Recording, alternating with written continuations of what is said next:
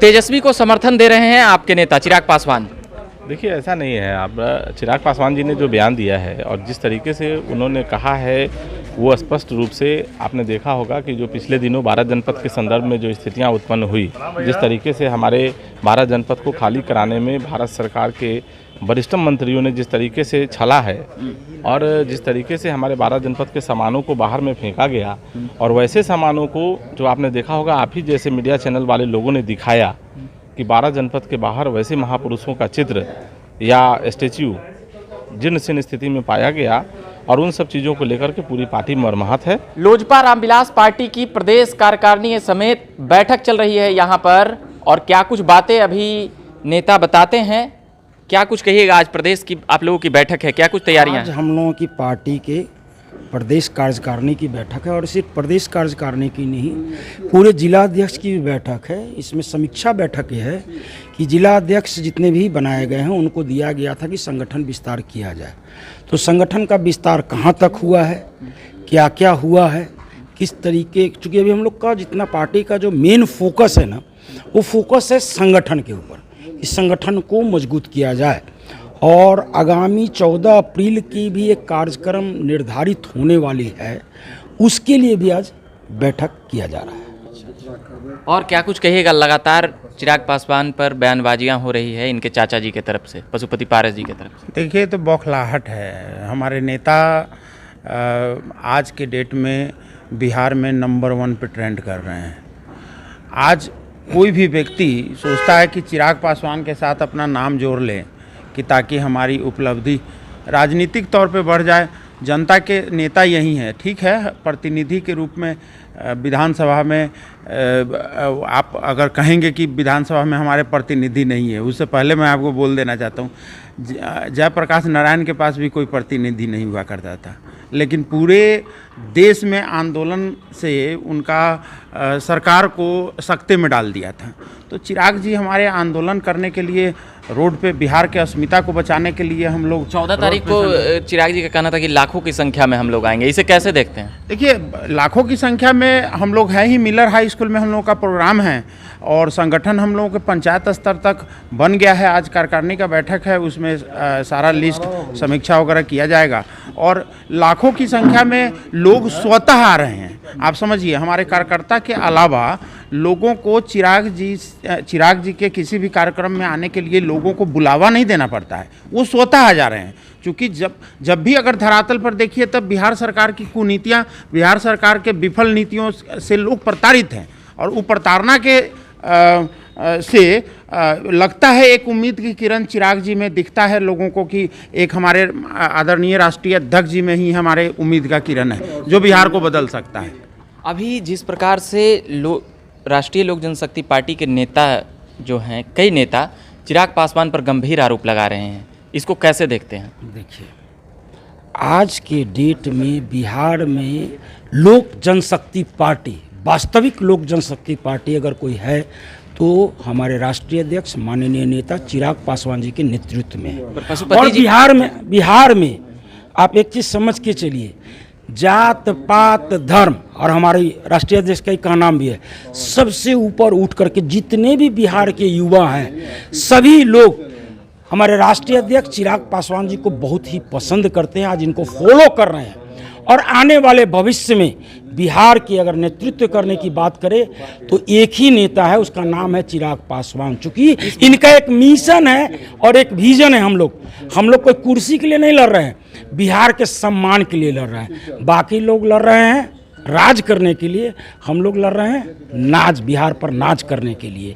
हमारी मुद्दा है शिक्षा का, हमारा मुद्दा है स्वास्थ्य का, हमारी मुद्दा है युवाओं का रोजगार का, हमारी मुद्दा है किसानों का उत्थान का। तो आप लोग जैसे तेजस्वी को समर्थन दिए हैं जब से, तो क्या राष्ट्रीय लोजपा में थोड़ा सा खलबली मचा है? देखिए, ये तेजस्वी जी को समर्थन देने की बात नहीं है। जहाँ तक मैं कहता हूँ, ऐसा कोई हम लोगों का कोई एक ऐसा नहीं चला है कि ऑडियो वायरल हुआ चिराग जी का। ऑडियो किसी से बात हुई कुछ मुद्दे पर, और उस ऑडियो में भी तेजस्वी जी को समर्थन की बात कहीं नहीं कही गई है।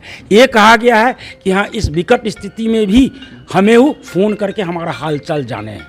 ठीक है, तो तेजस्वी जी की सपोर्ट की कहीं अभी हम लोग अपनी लड़ाई लड़ रहे हैं, बिहार की अस्मिता की लड़ाई लड़ रहे हैं। चाचा जी के कैंडिडेट हराने के लिए आप लोग काम कर रहे हैं ना?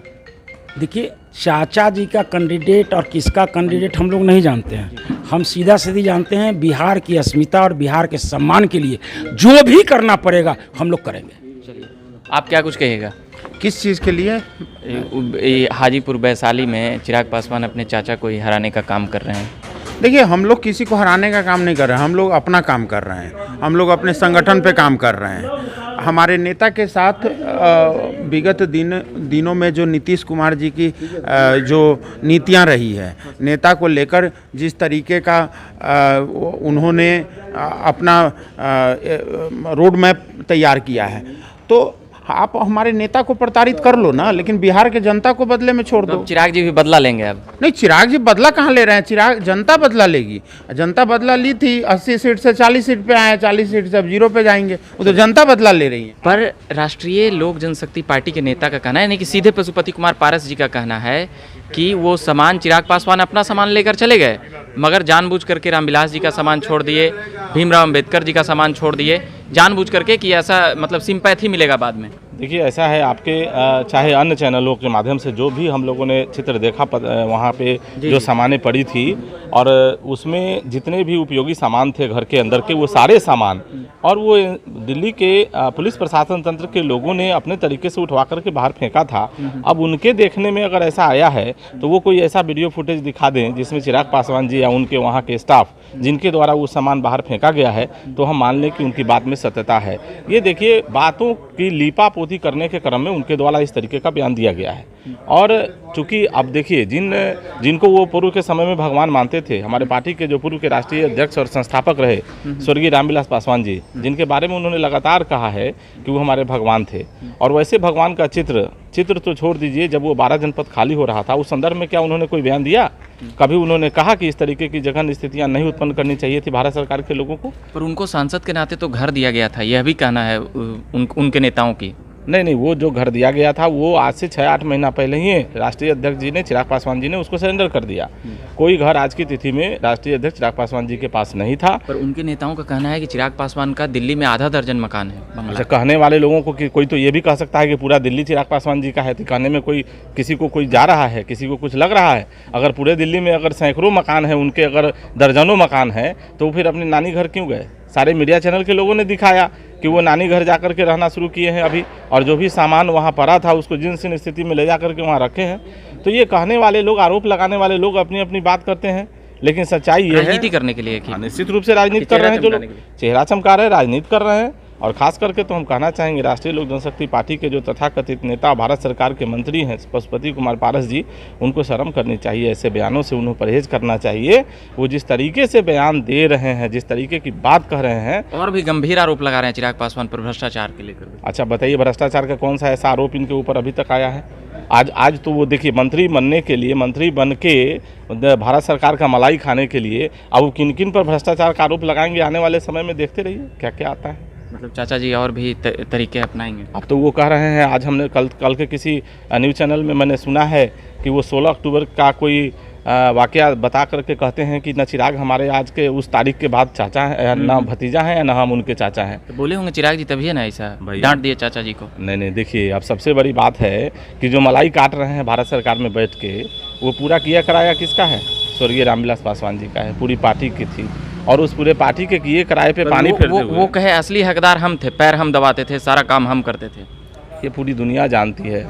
पार्टी उनके रहते ही ये चीज़ क्लियर हो गया था। जब वो थे तो अपने जीवित में रहते हुए में ही उन्होंने पार्टी के राष्ट्रीय अध्यक्ष के रूप में चिराग पासवान जी को उन्होंने बना दिया था। और चिराग पासवान जी जब राष्ट्रीय अध्यक्ष बने तो उसके बाद ये चीज़ क्लियर उसी समय हो गया था। उसके प्रस्तावक तो पशुपति कुमार पारस जी ही थे, उन्होंने ही प्रस्ताव दिया था, और उनके प्रस्ताव पर ही राष्ट्रीय अध्यक्ष चिराग पासवान जी बने थे।